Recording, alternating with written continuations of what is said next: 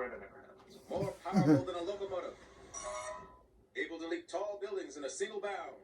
But he can also fly, so it's a tad less impressive when you know that.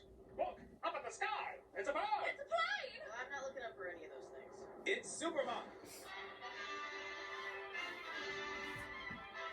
Okay, thank you so much. We'll let you know. I didn't know there was a Superwoman. I thought there was just Supergirl. Yeah, and it's Lois Lane. That's crazy. Next.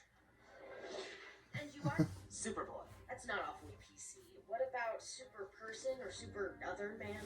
Man, I didn't know there was a Superboy. And neither did my spell check because when I wrote the script, it came up as spelled wrong. Okay, tell us about yourself. Well, some people confuse me for a younger version of Superman, but that's not true. You see, hello, I'm the Nostalgia Script. Okay. So you don't have to. The first two Superman movies being such big hits, we're trying to see what character should be in the third one. Well, Superman's character lineup isn't quite as well known as, say, Batman's lineup. The movies show they can be adapted in an entertaining way. And there's plenty of interesting villains and companions to choose from. Some impressive and epic, while others, crypto. But bottom line, there's a lot of potential waiting to be discovered by a big screen audience. So we're seeing which ones make the most sense for Superman 3. Thank you so much. We'll be in contact. Alright, let's see. The next one is named Brainiac. Have you been helped? Oh, I'm Gus Gorman. I'm here to try out for the Superman movie. Oh, well, what's your history in the comics? I have no history. Well, what about who you work for? They have no history. Well, what are they like? Well, you know Lex Luthor and Miss Tessmacher? Yeah? These are lame versions of them. Oh, and he has a sister that's just the ugliest. Oh, God, too ugly. Take her away. I mean, she's not that bad. If Medusa had a sister and that sister was burned by ugly fire, I'm sorry, why do you want to be in a Superman movie? Superman?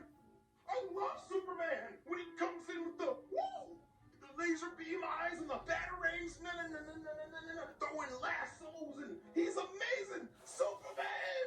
I'm sorry, we're gonna have to pass. Wait. I see potential here. You see potential in that? Buildings and I don't know why, but I just see world's best stand-up comedian in this guy.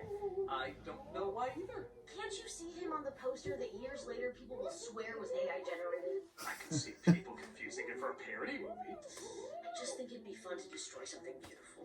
oh, it's my cape. It's my cape. Maybe if... Will you shut up? Not until you put me in the movie. Okay, fine, just leave. Gosh. Oh, you have a door. Yeah, so? You know what I love about doors? Don't answer that, it's a trick. What? They Yeah. open and close. They open and close. They open and close. This is Superman 3. Will you get the hell out of here?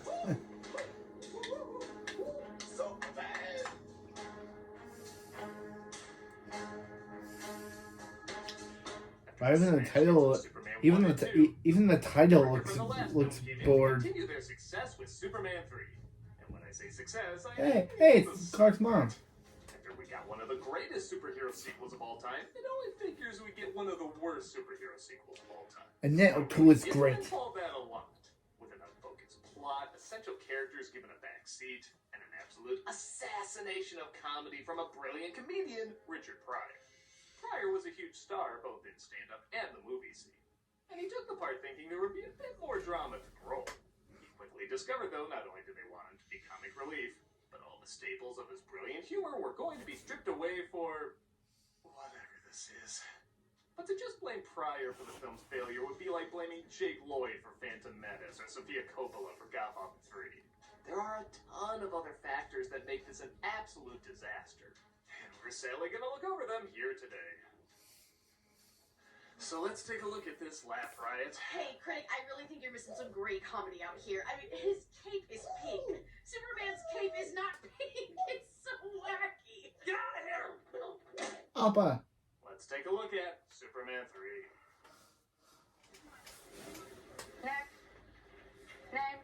Sorry, I put on the beginning of Bustin' Loose. Yeah, would you even guess this was a superhero movie? Or any comic book movie for that matter? It's just Pryor playing a character named Gus trying to get a job from a Chuck Jones caricature here. They expect you to learn that stuff in one day. Hold the letters. Hold the ketchup. Can I have some sauce, please? I don't want any sauce. Sir, we're trying to film a Superman flick. Please step aside. Do you know what you are? Don't call me a bum. I'm not a bum. I was gonna gotta say, making the toy look like a comedic masterpiece, but bum, it's good. To hell with those epic opening titles in space, this sequel opens literally walking over the names of Superman and Richard Pryor. Can't get more fitting than that. This intro is done like a silent comedy if it was played at half speed. All the timing is painfully off. But maybe that's because you can't make out half of it because the lower portion is so blurry you'd swear you're wearing bifocals. Hey, you're supposed to be in a Batman movie, little fella. Well, I saved the day. Back on the street you go to cause an accident. Yeah, why would he put... The isn't even that great. Superman saves one guy and then the slapstick just keeps going. Wouldn't it make more sense if he had a solution that solved every problem, like putting everyone in trouble on a truck and lifting them out of the chaos over to one street over? And maybe they start causing chaos in that street too? I don't know, it's not a great conclusion, but this doesn't even conclude. It just moves on to something else. Even they have a look like... Is there a human mousetrap game going on for 6 minutes? No, I remember joy coming from that game. Meanwhile, the Daily Planet talks about a humanitarian of the year named Ross Webster. Ooh, he is good looking. Now, who's this other woman? That's his sister. But she looks fuzzy. The picture's fine. She looks like that in real life. Wait. Absolute knockout. Something wrong with the camera. Both these two could be on the cover of absolutely no impression. I don't know why the idiot circulation. Morning, everybody. Hi, Clark. Hi, Lois. Morning, Jimmy. I just recorded my lines via Skype this morning. Clark is going to Smallville for a high school reunion while Lois is going on vacation because she wants nothing to do with this movie. Hi. There's rumors that because she was so vocal about Downer being cut from the other movie that her part was trimmed in this. But apparently she had other projects, which if you look at her IMDb, does check out. And the producer said her and Clark's relationship had nowhere else to go. Yeah, that's why they dropped that romance so quick in the comics too. Wow. Anyway, after seeing the film, Kidder's reaction to being in it so little was, Thank you. Thank you very much. meanwhile, Gus gets a job as a computer programmer. Getting office space Understandable. If you're in a Superman 3 movie this bad, you'd be happy that you have a little screen time. Stealing a small amount of money from people's paychecks from Superman 3. So, okay, that and this meme are the only things we can thank this movie for. And on Clark's way to Smallville, there's trouble at a chemical plant. Okay, that's kind of cool how he walks in as Clark and Okay, that was a walks out. surprisingly good effect. Yeah, he walks in as Clark and walks out as Superman. With an experimental acid that can't be abandoned. That's concentrated sulfuric acid. What does it do? Weird comic book stuff will come in later. At no other point except literally the last minute of the climax. Sounds good. This is so much better than saving Lois. Apparently her and my relationship had nowhere to go but me and Jimmy. That chemistry we can still work off of. Actually, most of the romance is around Clark and his old high school friend Lana Lang, played by Annette O'Toole, who I do give credit is not only from the comic but also from the first film. I know it's a weird thing to praise, but seeing how they just make up whoever they want now, I'll give credit when they have a good callback.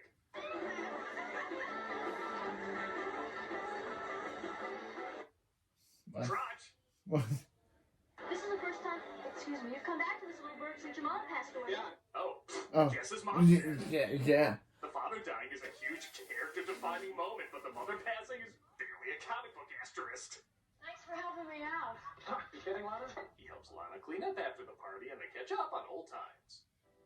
You know, years later, you can look at someone and think, How much they really look like Superman? Well, in Pleasantville, Jesus, somebody get laid so we I can see really what like your. I really like too as Martha Kent in Smallville.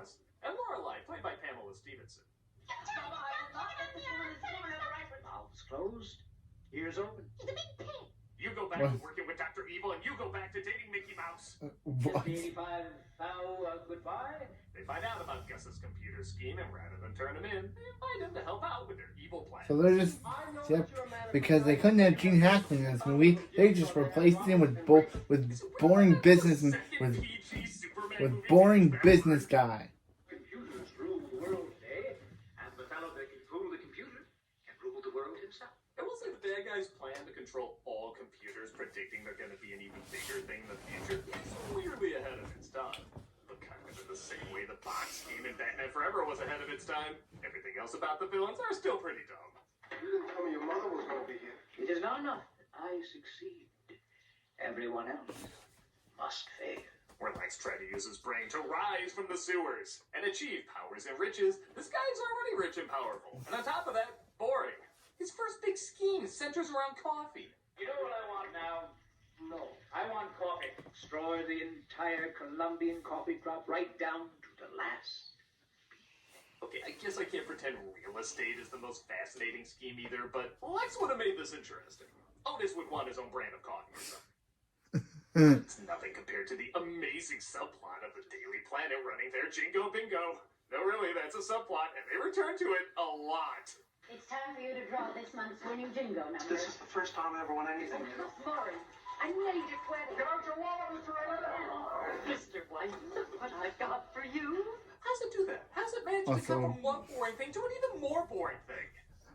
Clark hangs with Lana and her son Ricky, and I will admit, I love him wearing the red Smallville sweater with an S on it like a cape, as they try to have a picnic. Hey, Pate. Oh, Clark, that's Buster's dog food. Oh, shoot. Well, I have to kiss you now to make you forget that.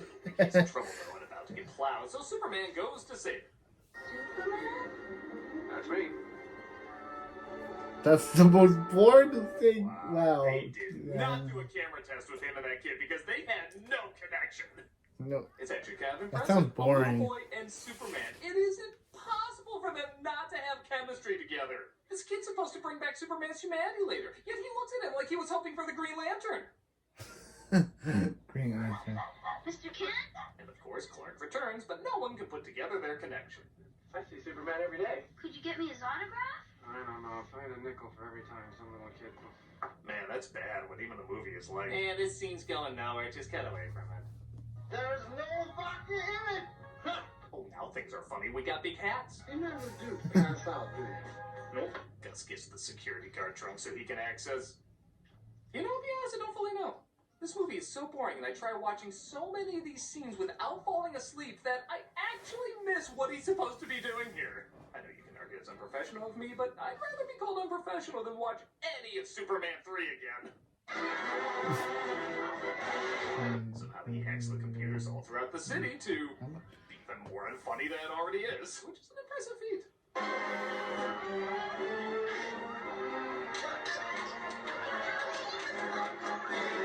Even the original Ninja Turtles cartoon would look at this and say, dude, you gotta take this more seriously. Gus meets up with Yeah, Ross but and his stop gang by on a fighting mountain each in the other. snow. Okay, I'll give you a point for originality on that one. And how do you save money on showing Superman saving the day? Have somebody explain how Superman saved the day. As unfunny as possible. You didn't see the man come flying out of the sky from the clouds. It was him. This goes on for a while, folks. Get comfy. The kid was flying away. Flying. It was great. He was just flying around. I'm talking about driving up like the machines that they have in the men's room. You know what I'm talking about? The air comes out and you put your hands under there. This is so ridiculous. I feel like the Emperor from Amadeus when he's watching the ballet with no music. This is so tiring. That's to me, it was meant to be fun. Not have a guy literally explain a Superman adventure. It's just. I don't understand. He made the little man on top of him. Is it mother? Just like that. Oh, it's gonna go crazy. But Superman put these laser beams out of his eyes on him. Like this? Right. He flies off again, right? Then he saw what really caused the trouble, right? Dried up everything. Move on. Into the tornado. Went down to the Get to the good stuff, movie. Superman's bad. But it has a topper. He skis down the side of the building. Yeah, and I know that, and I know. Goofy, 40 years earlier, doing the same thing is saying, all the bears for you. So again, it's a little confusing, but Gus recreates the formula for kryptonite, but with an unknown element, which they plan to use on Superman, who's being given a hero's welcome for saving Ricky. And in yet another misunderstanding of Richard Pryor's comedy, they have him dress up like an army general because they think he's Bugs Bunny. You sit on molded plastic seats. America leads the world in high-grade plastics. My God, you can literally see this scene flatlining even before it's a minute in. We cannot afford a chemical plastics gas. Because when you put your hand in a pile of goo that used to be the Superman franchise, you'll know who to blame.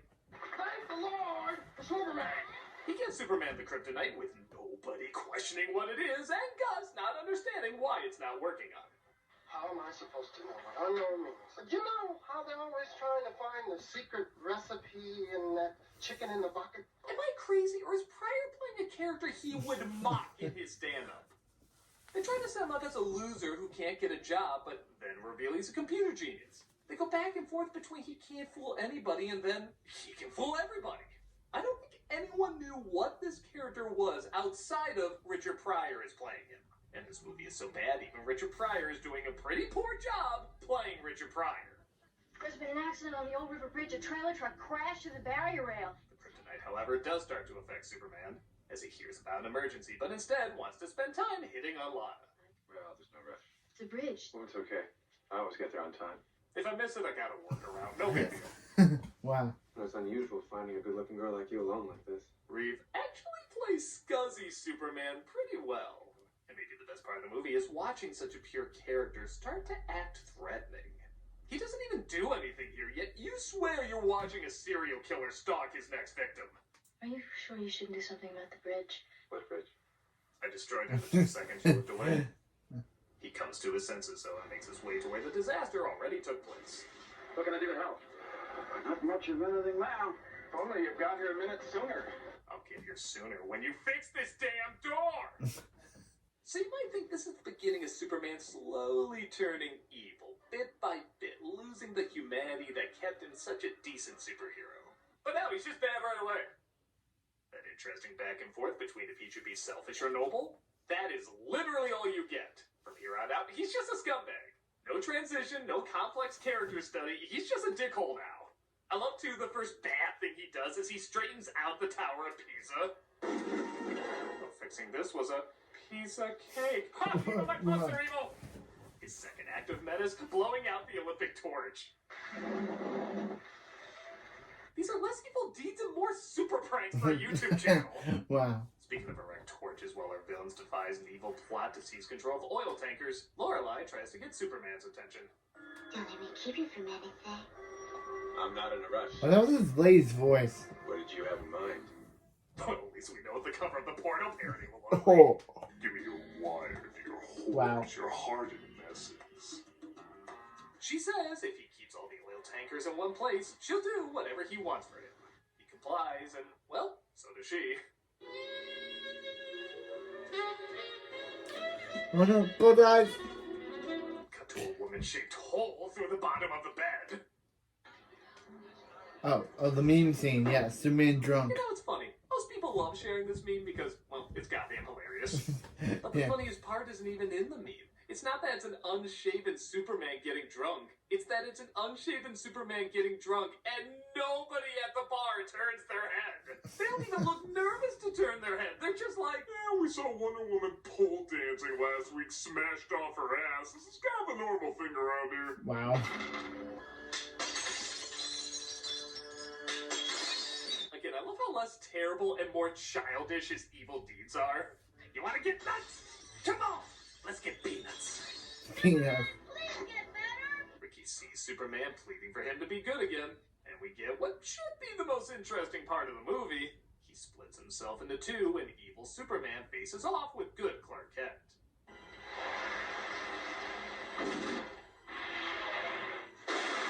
Now, admittedly, this is a fascinating idea. Yeah, You it's can interesting. have all the selfishness of what Superman could have been if he gave in to his temptations. Fight against all the good he is by not giving in to them. The problem is, it's literally that, just a fight.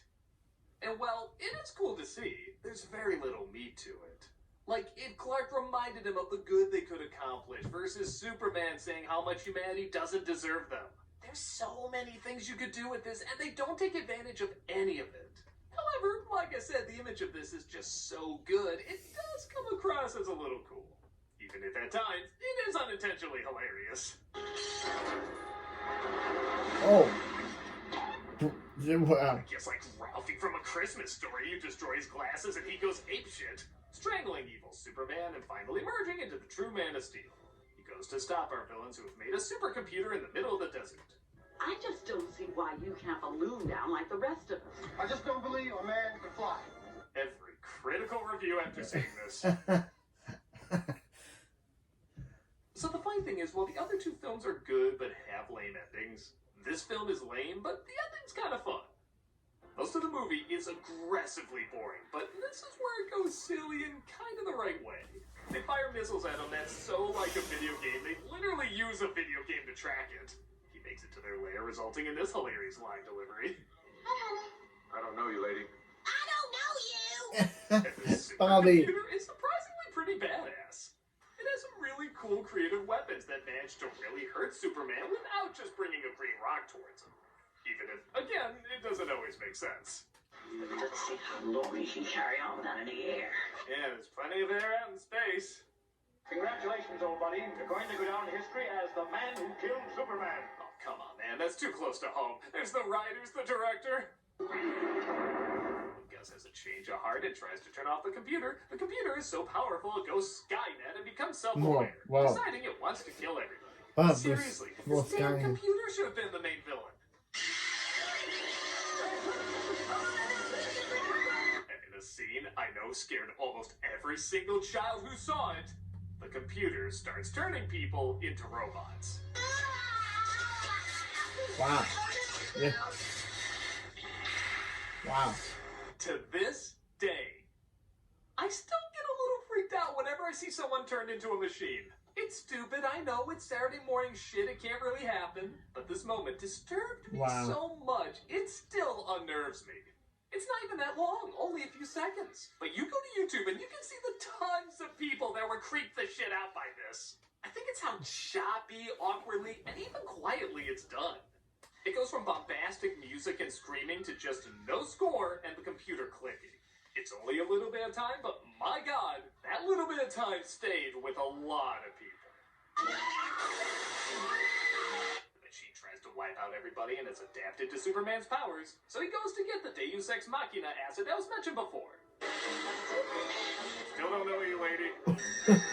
The machine tries to roboticize Supes as well, but the acid breaks through, blowing up the computer. Thank you, brother. Thank you for several times trying to kill me. No, really, he lets Gus off because he saved him once and even manages to get him a job. Just, you know, no more of that almost destroying the world thing, young man. You were fooling with him. Oh, you don't know about me and him? What did he even think was going to be there? This movie's awful! The film reminds you Lana Lang is in it as Clark gets her a job at the Daily Planet.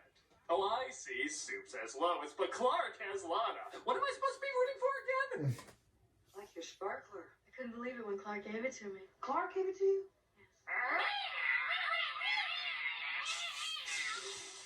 Why is it? And why is it? Even a subplot as well as Superman. Is this movie so bad it looks? Ruining Is this this? guy's livelihood again. Is this movie so bad that it looks like Margot Kidder got a tan for the film because her face and makeup look completely different compared to the first two films. Refunds, and the movie finally ends. And you know, I gotta say, returning to this film all these years later, it's even worse than I remember it. Superman 4 is at least so bad it's good. This film, for all its strangeness, is fascinatingly dull. The humor is dead on arrival, it has ideas it barely touches the surface of, and it has way too many pointless subplots. I didn't even get to the one about Lana's ex because it impacted the story so little. The only time the film is kind of fun is in the last part. I really think this should have been about Superman fighting a supercomputer. Hell, maybe it goes all the way and does something like turns him into a robot. I don't know, Superman fighting a robot, Superman fighting himself as a robot. Just, there's something freaky and cool you can do with that. But as is, this film is horribly written, horribly directed, and horribly conceived. It's a mess in every meaning of the word, and in no way lives up to the epicness of its predecessors. And what a waste of comedic legend like Richard Pryor. There's no other way to describe this character than... Don't call me a bum. I'm not a bum. Oh, I didn't know we could demand that. Fight the power! Ow! Oh, shit, he's gonna be mad. Yeah, let's get out of here. There's only one film left for Super Month, and doesn't look like it's gonna get much better. Wait, is that the Snyder Cut? Oh, that one's awesome.